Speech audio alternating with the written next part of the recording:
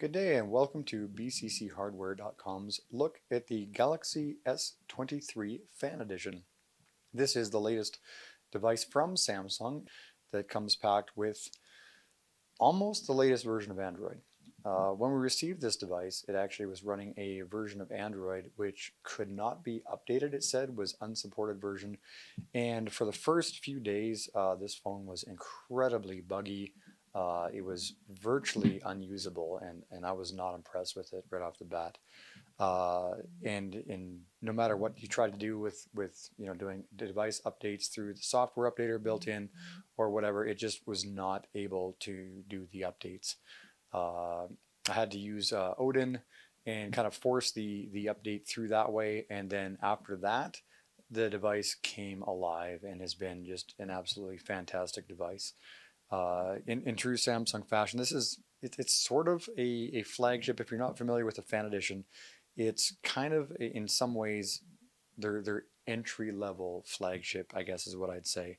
So it's got some features that are better than the base S23, and then some things that are kind of scaled back a little bit in terms of processor generation and that sort of thing. But we're not going to talk too much about the specs of that stuff.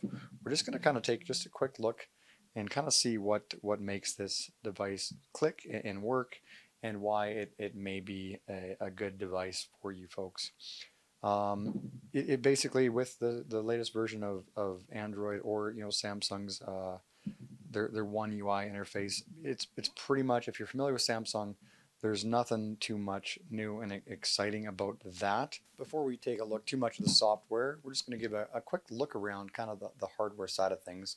It is a glass back on this phone, which is pretty slippery actually, and kind of not a huge fan of that. You've got your 3 camera lenses, your wide angle, your main, and then of course your telephoto, which on this device is just 3 times optical zoom, I believe. So I mean, there is that. It's not as crazy as some. One little accent that I like, that I don't know if you'd be able to see or not, is on the device itself around this front-facing camera. Now you can't really see.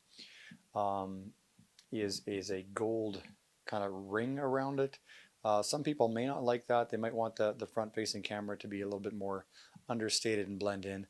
I kind of like that. It accentuates the fact that there's something there, and it just, I don't know, it just kind of looks nice in my opinion.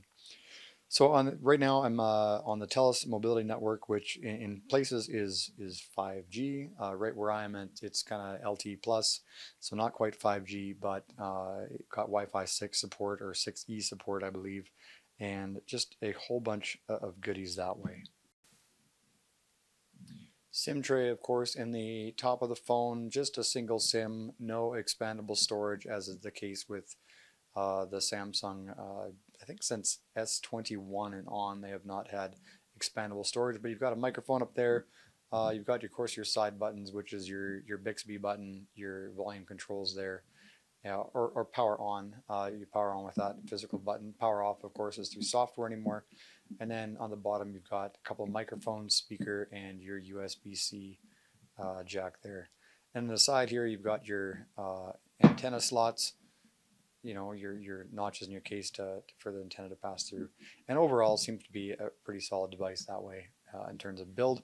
It's kind of iPhone 14 Pro or Pro Max-esque as far as the feel. It's not the rounded screen. It doesn't round off like the S21 Ultra, and especially, it's just rounded. This is kind of a more, I kind of like this. I kind of like the fit and finish of it on the phone. I was surprised. I came from an S22 Ultra, is my main device, and moving to this, I thought it'd be a great big downgrade, because it's just the Fan Edition versus the Ultra from the previous generation. But I'm actually pretty impressed overall with this device. For most things, I mean, you're not going to find a lot really new and exciting in the software side of things.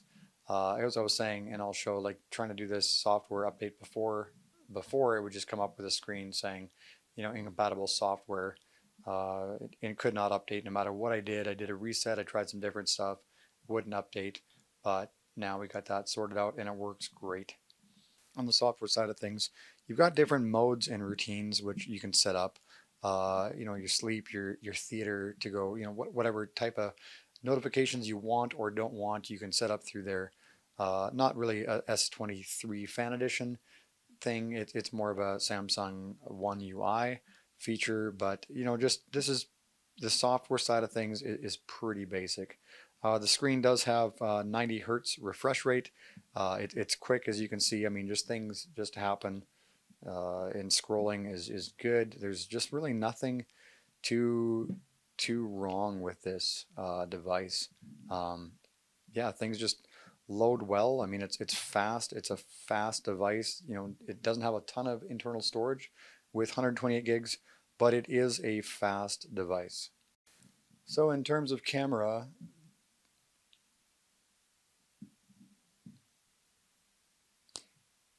you've got pretty much the kind of the basic stuff that you expect. You've got your basic portrait mode for the one touch, your photo, your video, and you've got a bunch of settings, aspect ratios that's pretty normal. This phone, even though it is the Fan Edition, does feature the super slow-mo, which is that 960 frames per second burst that Samsung is kind of famous for, at least on their later devices high end. It's not as long as I would like, but again, you'd have to review a ton of footage for that. So it does that. It actually records video in 8K as well. So you've got full HD at either 30 or 60 frames per second. And then you can actually go up to UHD at 60, so 4K at full 60 frames per second, and then 8K at that 24 frames per second cinematic. I've got some samples. I'll try and upload those so you can take a look and see what that is. If you have got a device that supports 4K or 8K viewing, you'll be able to see those. Pretty decent performance in the video and photo department. Now, the thing that's kind of disappointing a little bit with the optical zoom on this being 3 times instead of 10 times as my S22 is you definitely lose some detail trying to zoom in at full. You can actually go to 10 times digital, trying to catch a bit of a woodpecker that we had here this winter up in a tree, and it was just, you couldn't quite capture it like I was hoping with this. But other than that, the color balance and stuff is pretty fantastic. It's very accurate to what you see. It's not boosted. I mean, you can boost it, of course, in software, but that's about it. It performs well in low light, doing finished a network install for a company, and pretty low light. Just hold the camera steady, and it balances everything quite well for that. We will have photos, of course, in the review that you can take a look. There'll be a link below in the video where you can take a look at some camera samples from this device. But all in all, the S23 Fan Edition is not groundbreaking. It's not supposed to be groundbreaking, but it actually fills a very decent market segment, I think. In Canada right now, telephone providers, wireless providers are selling this for $649 from them. I'm sure you'll be able to find it cheaper other places, but for that price, having not the latest generation of Qualcomm processor, but the one previous, having a good device, 90 hertz refresh rate, good resolution, just very responsive phone. Originally, I was not keen on the optical. Fingerprint sensor is not ultrasonic, it's optical. And before the software update, it was totally unusable. Now it's just fantastic. Whether I'm out working and I've got kind of gross, dirty, greasy fingers from pulling wrenches on my own, toys, to whatever, it actually reads really well. It's very responsive. Of course, face unlock, all that other stuff that we come to expect works really well. Overall, the Galaxy S23 Fan Edition, I'm given, from BCC Hardware, I'm giving 2 thumbs up. This thing, it works. With the software update done, I mean, and it's going to be getting the latest version of Android right away. But until then, it's not running the latest version, but man, it works really well. Overall, I would give this a pick if you're looking for a new device on a budget. You don't want to spend huge bucks on a flagship, the S23, or the upcoming S24 series, which is coming out hopefully in January, it looks like.